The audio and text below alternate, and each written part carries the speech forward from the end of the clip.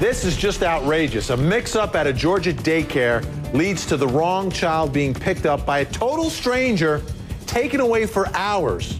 Another sad example of broken trust. A state worker took the 2-year-old to a doctor thinking he was a foster child, and just listen to what the daycare supposedly told mom. You know, we're sorry about not calling, but we didn't see a big deal. He was back before snack time. That's my baby, you know, and for them to just be so careless and so neglectful and not care, it just, it hurt. Now, the center says they apologized to the family, and immediately following the incident, new policies were implemented, and all staff members have been provided training for following these new procedures. I hope those procedures are, you don't give away someone else's child to a stranger. Joining me now, psychotherapist Shannon Fox and Catalina Magazine publisher Cathy Areu. She's a former high school teacher.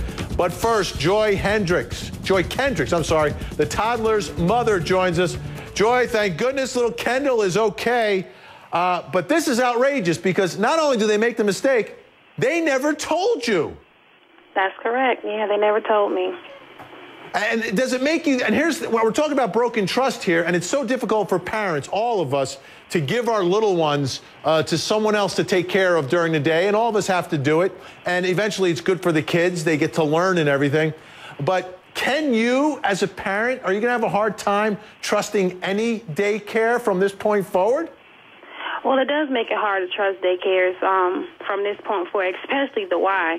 I mean, being that I'm basically a single mother. I mean, my husband is in the Navy, and he's in Iraq right now, so I have to depend on myself to take care of my kids and to basically put your trust in daycares to watch your children, and for something like this to happen and for them not to actually see a point in calling or even caring about it. So, yeah, I have my doubts. I really do. Yeah. Joy, thanks so much for joining us. Give Kendall a big old hug for us, okay? I sure will. Thank you. All right. Shannon Fox, yes.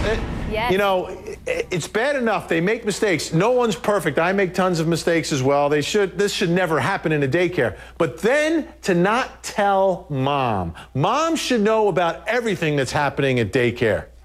Absolutely. Mom should know if the child, you know, got bitten. Mom should know if the child didn't eat their lunch or had a potty training problem, let alone if the daycare themselves handed the child over to strangers who took them away from the place and then brought them back. The fact that they didn't think it was a big enough deal to tell the mom, that's even more concerning than the fact they did it in the first place. It's outrageous, Cathy Areu, and we need to trust people, and they need to tell it. The only way we can trust people is if there's open communication and you tell us everything. Exactly, and what's concerning is, do the daycare workers not know that this is not a foster child? Do they not know the children that they're taking care of better than that? I would think that I would know all of my foster kids, and I would know all of the kids of single moms and other homes. So how did this happen in the first place? Do they not know who they're taking care of? Yeah. Very scary situation. And Kendall's a cute little 2-year-old. I mean, it's not like it's a little baby. They can't smile, and look at that personality. Now, sadly, that's not the only incident at a daycare this week. An Indiana mother says her 7-year-old was tied up for misbehaving. She says her daughter was crying when she picked her up from the Little Miracles daycare on Monday. Then later she explained how her wrists and ankles were tied together. Her big sister says she saw the whole thing. My little sister, she actually wasn't listening very much, so they grabbed her arm and laid her down on the cot, but she didn't want to get on the cot. And so they said, go get some yarn, and then they took her shoes off and her socks, and they tied her feet up and her arms. We reached out to the daycare today, and they told us they have no comment. Police and Child Protective Services are investigating. More outrage here. People, why do we get into the business of taking care of children if we don't have patience? Obviously, not every 7-year-old, just come to my house every day, is going to listen to everything you have to say here. I mean, why do people get into this business if they can't handle children, Joy? I mean, Shannon, I'm sorry. No problem. It beats me, and I think DCFS needs to take those children away from Little Miracles daycare, because who ties up children. If a parent tied up their own child for misbehaving, they would get taken away in a second. It's not okay to treat a child like, like an animal. You wouldn't even tie up an animal.